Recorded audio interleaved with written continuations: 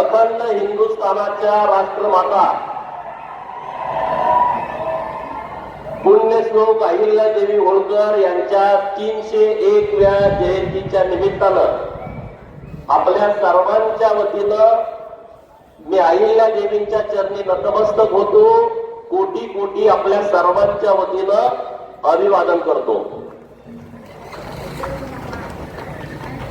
आज या जयंती सोहळ्याच्या कार्यक्रमाच्या निमित्तानं उपस्थित माननीय राज्याचे माजी मंत्री आपल्या सर्वांचे नेते माननीय अण्णासाहेब टांगे साहेब, ज्यांची नव्यानं राज्यसभेचे खासदार म्हणून निवड झाली असे माननीय रामराव उडकुते साहेब, आदरणीय माजी मंत्री सदाभाऊ खोत साहेब, शिराळा विधानसभा मतदारसंघाचे आमदार माननीय सत्यजित देशमुख साहेब,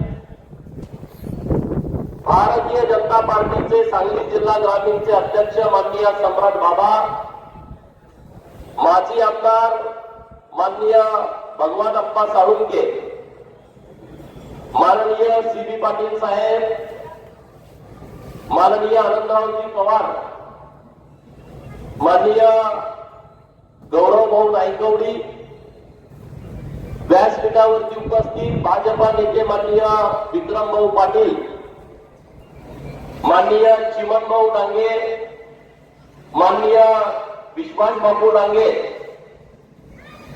उपस्थित माननीय सागर मंगुंडे, रघुभाऊ कोडेकर, झेडपी सदस्य माननीय संताजीराव मेटकरी, उमेश कोडेकर, चंद्रशेखर तांबळे, युवा नेते अक्षय पाटील, अमोल विरकर, कृष्णात गावडे महाराज, जयराज पाटील, कोल्हापूरहून या कार्यक्रमासाठी आलेले उपस्थित माननीय बबनरावजी रांगे, प्रकाशजी कलम आणि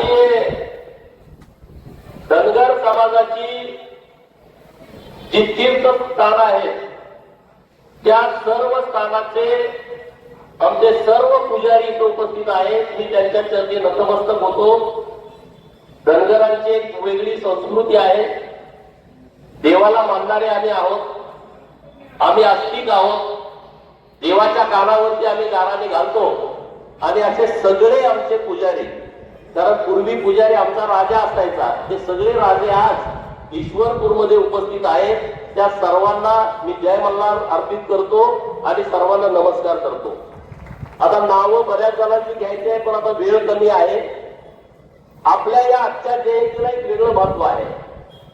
वेगळं महत्व यासाठी आहे, गेल्या वर्षी अहिल्यादेवींची त्रिशताब्दी जयंती झाली आणि या त्रिशताब्दी जयंतीच्या निमित्तानं अहमदनगरचं नाव बदलून अहिल्यानगर देवाभाऊ आणि एकनाथ शिंदे साहेबांच्या सरकारने केलंय. आणि हे अहिल्यानगर झाल्याच्या नंतर पहिली जयंती ईश्वरपूरमध्ये होते. यालाही वेगळा अर्थ आहे. इस्लामपूरचं नाव ईश्वरपूर झाल्याच्या नंतर ही पहिली अहिल्यादेवींची जयंती हे ईश्वरपुरामध्ये होते आहे.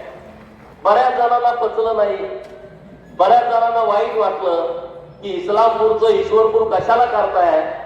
परंतु छत्रपती शिवाजी महाराजांचे विश्वासू मावळे संताजी धनाजी औरंगजेबाचा तंबूचा कळस कापून घेऊन आले होते, म्हणजे औरंगजेबाचं नाकच कापलं होतं. तसं आताच्या आमच्या या स्टेजवर बसलेले सदाभाऊ खोत असतील, माननीय सतुभाऊ असतील, सम्राट बाबा असतील, चिमन भाऊ असतील, त्यांनी इस्लामपूरचं ईश्वरपूर केलं. त्यांच्यासाठी जोरदार टाळ्या वाजवा. तर हे सोपं काम नाही. 40 वर्षाची मागणी होती.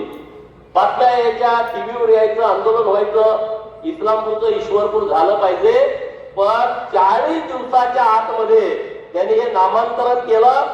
नामांतरणाचं पण खूप राजकारण झालं. मध्ये उरून राहिलं. अरे उरून कसं राहते? राहत नाही, सगळं झालं.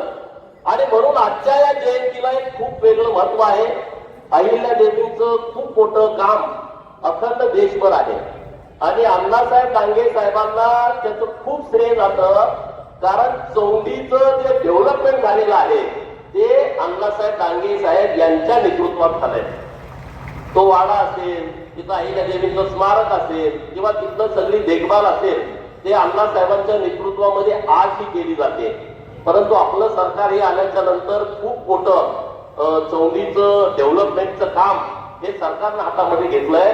जवळपास 1000 कोटी रुपयांचा आराखडा सरकारनं मंजूर केलेला आहे आणि आचारसंहिता झाल्याच्या नंतर चौंडीमध्ये स्मारकाचं काम प्रत्यक्षात चालू होणार आहे.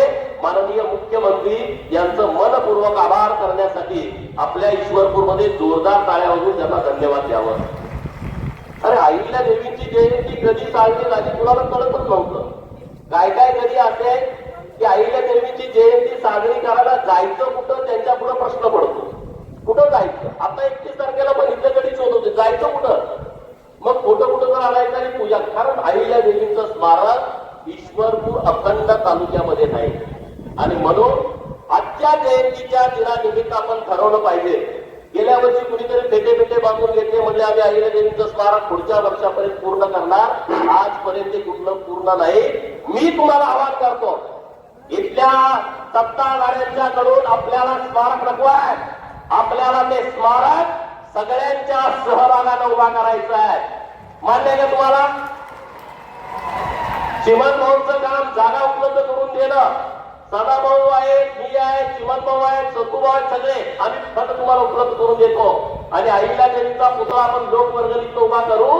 कारण ते सन्मानाचं प्रतीक असणार आहे, ऊर्जा देणारं प्रतीक असणार आहे. समोरचे लोक बघा आम्ही स्मारक म्हणतो, ते गुलामीचं चिन्ह होईल. ते स्मारक आम्हाला नको आहे आणि त्याची गरज पण नाही. आता पण झोपले होते का नाही? अहिल्या देवी काय आता का नाही झालं? अण्णाभाऊ साठेंचं स्मारक मोठ्या प्रमाणात नाही झालं. कर्मवीर भाऊराव पाटलांचं स्मारक, अरे एवढ्या लोकांना त्यांनी हजारो लाखो लोकांचं कल्याण झालं. कर्मवीर भाऊरावांच्या नेतृत्वामध्ये त्यांचं या तालुक्यामध्ये गाव असताना पण स्मारक झालं नाही. हे सगळं काम आपल्याला अहिल्या देवीच्या जयंतीच्या निमित्तानं आपल्या सर्वांना हातामध्ये घ्यायचं आहे. हे आपण सगळ्यांनी लक्षात ठेवा. अरे अहिल्या देवीचं इतकं मोठं काम आहे. एका सामान्य कुटुंबातली मुलगी, चौंडी सारख्या छोट्या गावातल्या मालकोजी शिंदे, सुशीला शिंदेच्या पोटची मुलगी 8व्या वर्षी त्यांचा विवाह होतोय. अरे 8 वर्षात काय करतं सांगा ना? 8व्या वर्षी विवाह होतोय. 29व्या वयाच्या वर्षी त्याला खंडोळराय आपले राजे कुंभेरीच्या युद्धामध्ये त्यांना मरण येत आहे. सुभेदार मल्हारराव होळकरांचं निधन होत आहे. गौतमीबाई सासूंचं निधन होत आहे. मुलगी मुक्ताईचं निधन होत आहे. मुलगा मालेरावांचं निधन होत आहे. जावाई यशवंतराव फणसेंचं निधन होत आहे. खंडेरावांच्या सोबत त्यांच्या सगळ्या राण्या सती जात आहे. मालेरावांच्या नंतर त्यांना एकटे पण येत आहे. माहेरकडचे सगळ्यांचं निधन होत आहे. काय परिस्थिती असेल बघा. एकदम तरुण असताना इतकी रक्ताच्या नात्यातली लोक त्यांचं इतकं दुःखद निधन होत आहे तरी सुद्धा त्या डगमगत नाही, त्या ताकदीनं उभा राहत आहेत. त्यांनी अखंड हिंदुस्थानामध्ये काम केला. मराठ्यांची राज्यसत्ता अखंड हिंदुस्थानामध्ये होती. काही काळानं मराठ्यांची राज्यसत्ता हिंदुस्थानावरची कमी कमी होत आली, परंतु सांस्कृतिक सत्ता आज पण मराठ्यांची अखंड देशभर आहे. त्याची 2 कारणं आहेत. एक छत्रपती शिवाजी महाराज आणि दुसरं पुण्यश्लोक अहिल्या देवी होळकर. कारण अहिल्या देवीने जे काम केलंय अखंड देशभर ते आज आपण बघतोय.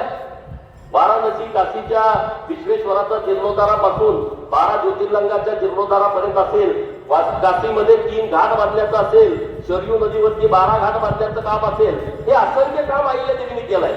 नुसतं त्यांनी ते काम केलं नाही.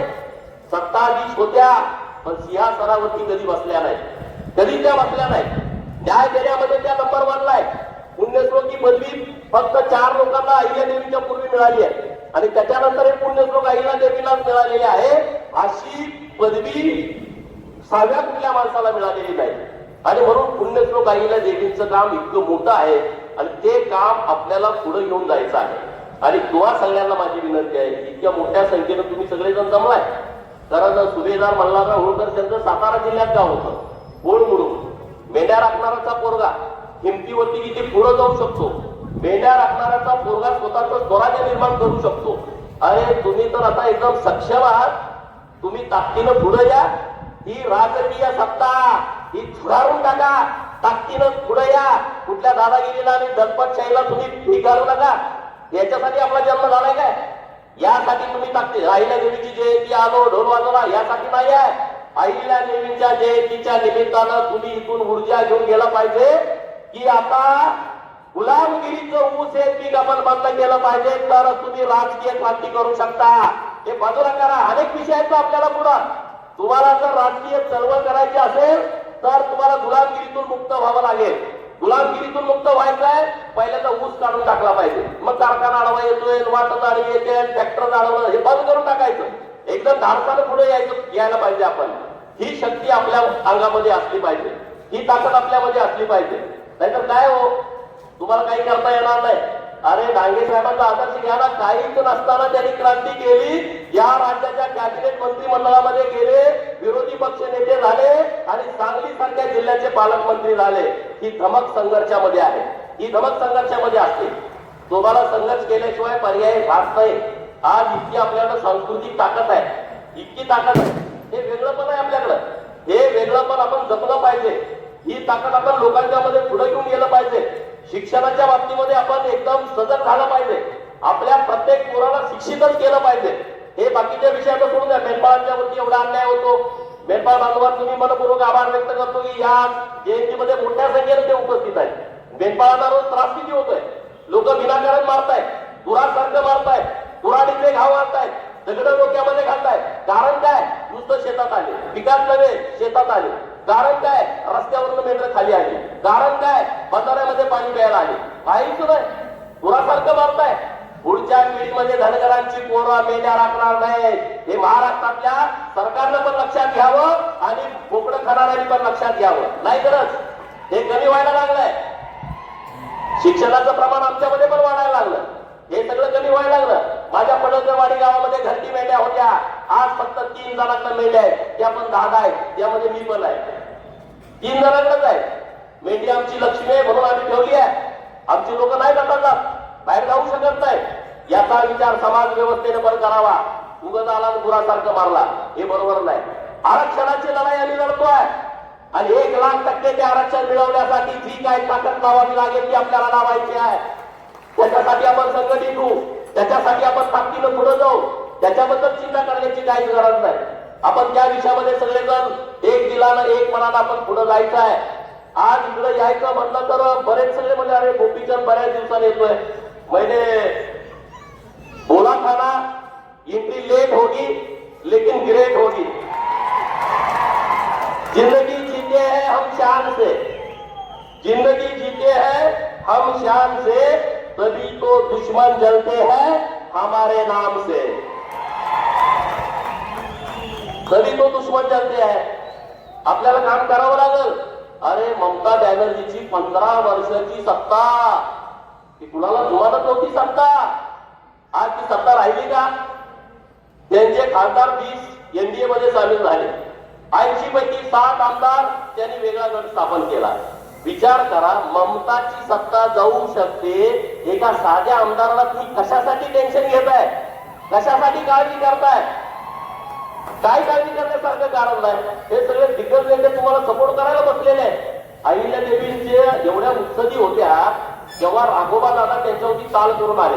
मालेरावांचं निधन झालं आणि त्यांच्याकडे जो होता कारकून त्याला सगळं तिकडे निरोप दिला की अहिल्या देवीच्या खाजगी कोशामध्ये 17 कोटी रुपये शिल्लक आहे आणि तुम्ही चाल करून या, सैन्य घेऊन या, आपण हे सगळं वाटून घेऊ लिंबालिंब.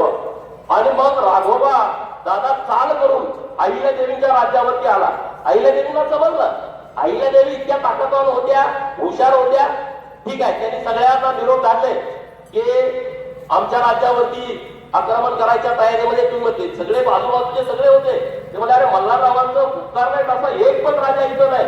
त्यामुळे सगळ्यांनी सैन्य झाले आणि तरी अहिल्या देवीने एक पत्र लिहिलं आणि त्या पत्रामध्ये असं लिहिलं, राघोबा दादा तुम्ही माझ्या राज्यावरती चाल करून येत आहात त्याबद्दल दुमत नाही, परंतु माझी 5,000 महिलांची फौज ही पहिल्यांदा तुम्हाला सामोरे येणार आहे. या महिलांच्याकडून जर तुमचा पराभव झाला तर तुम्हाला कुठेही तोंड राखवायला जागा राहणार नाही.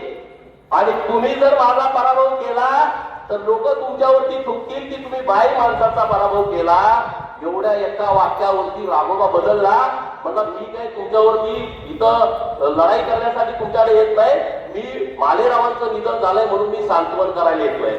मग सांत्वन करायला काय 50,000ची फौज घेऊन यायचं असते काय? अरे आईला देवीने लिंगार्चन पूजा एक केली आहे चालू त्यांच्या काळामध्ये. शस्त्र लिंगार्चन पूजा तुम्ही महेश्वरला गेल्याच्या नंतर कळल. दर दिवशी 108 ब्राह्मण रोज 1351 लिंग तयार करायचे, एक ब्राह्मण. असे 108 म्हणजे किती झाले बघा. आणि ते महेश्वर, इंदोर आणि चौंडी या परिसरातल्या जनतेला सुख समाधान शांती मिळावी म्हणून ते लिंगार्चन पूजा करायचे. आणि आता तर ती पूजा चालू आहे. मी तुमच्याशी बोलत असताना आज सकाळी 7 ब्राह्मणांच्या हस्ते महेश्वरच्या राजवाड्यामध्ये लिंगार्चन पूजा चालू आहे. आज हे पहिल्यांदा असं घडत असेल. 250 वर्षापूर्वी चालू केलेली लिंगार्चन पूजा आज पण चालू आहे. आणि म्हणून जास्तीचं मी बोलत नाही. तुम्हा सगळ्यांना माझी विनंती आहे, चिमन भाऊंच्या नेतृत्वामध्ये ही आज आपली सगळ्या जयंतीचा कार्यक्रम भव्य दिव्य स्वरूपामध्ये होतोय. आणि मला वाटतंय आजची जयंती ही क्रांतीची ठिणगी पडलेली असेल, क्रांतीची ठिणगी पडलेली असेल. ज्यांना ज्यांना सत्तेचा माज आहे तो माज या जयंतीच्या नंतर जिरल्याशिवाय राहणार नाही. हे माझं वाक्य तुम्ही लिहून ठेवा, हे वाक्य लिहून ठेवा. आणि शेवटी काय आहे, शेवटी आपल्याला राजकारणच करायचं असते. लोक म्हणते जयंतीचा कार्यक्रम आहे राजकारण, मग काय काय गोट्या करता का? काय करता? काय करणार तुम्ही? अरे आईला देवी महाराणी होत्या, मग तुम्ही तसं काहीतरी करा ना. सुभेदार मल्हारराव सुभेदार होते, महाराजा यशवंतराव होळकर यांनी स्वतःचा राज्याभिषेक करून घेतला. मग तुम्ही काय करताय? घोषणा देता का नुसत्या? मंदिराला 5 कोटी रुपये देतात. इथले मंत्री असताना 3 सप्टेंबर 2011ला श्री सीतादेवी मंदिर शिर्डे एका मंदिराला तीर्थक्षेत्र चा दर्जा दिलाय. 1 रुपयाचा निधी दिला नाही. आपले सगळे वाघ व्यासपीठावरती बसले. त्यांनी आपलं सरकार आल्याच्या नंतर गाळंबा देवी देवस्थान, जिनेश्वर मंदिर समरोळी, मरणनाथ मंदिर मरणनाथपूर, हनुमान मंदिर तुंग आणि सीतादेवी मंदिर त्यांना सगळ्यांना 5-5 आणि 24 कोटी रुपयाचा निधी दिलाय. म्हणजे आम्ही जे काही विषय मांडतो ते विषय आम्ही मुद्द्याला धरून मांडतो, असं काही नाही. मुद्द्याला धरून आम्ही विषय मांडतोय. तर आम्ही देवाच्या पाठीमागं, देव आमच्या पाठीमागं आहे. आणि आज आमचे सगळे, मला चिमन भाऊला खरं तर धन्यवाद द्यायचा आहे. सगळी मंडळी तुम्ही आज एका व्यासपीठावरती आणलेली आहे. पहिल्यांदा असं झालंय, सदाभाऊ मला म्हणायला लागले धनगर समाजात पण महाराज आहेत गावामध्ये. आमच्या महाराज ते थोडे जण इथं आलेले आहेत. आमच्या मायाका देवीचे पुजारी पण आलेले आहेत. मायाका देवीचे पुजारी तर लिंगायत आणि धनगर 2 पुजारी आहेत मायाका देवीला. आणि त्यामुळे पुढच्या महिन्यामध्ये आम्ही एक हलमत परिषद घेणार आहे. आणि तेव्हा तुम्हा सगळ्यांना मी निमंत्रण देण्याच्यासाठी मी तुमच्या प्रत्येक आपल्या मंदिराच्या ठिकाणी तुम्हाला सगळ्यांना भेटण्यासाठी येणार आहे. आपल्या प्रत्येक मंदिराचा तीर्थक्षेत्र ब चा प्रस्ताव करा. माझी तुम्हाला सगळ्यांना विनंती आहे. 5-5 कोटी रुपयाचा निधी प्रत्येक धनगर समाजाच्या तीर्थक्षेत्र ब असणाऱ्या मंदिराला देण्याची जबाबदारी आमची व्यासपीठावरच्या सगळ्या लोकांची आहे. त्याची काळजी आम्ही घेऊ. आरेवाडीचा 150 कोटी रुपयाचा आराखडा मंजूर करून स्वतः राज्य सरकारला आम्ही पाठवलेला आहे. तर हे सगळं काम आपल्याला टप्प्याटप्प्यानं करायचं आहे. आपले सगळे तरुण मित्र अत्यंत उत्साहात आहेत. या जयंतीच्या निमित्तानं महिला मंडळी आमच्या मोठ्या संख्येने इथे उपस्थित आहेत. आणि तुमच्या हातामध्ये सगळं आहे.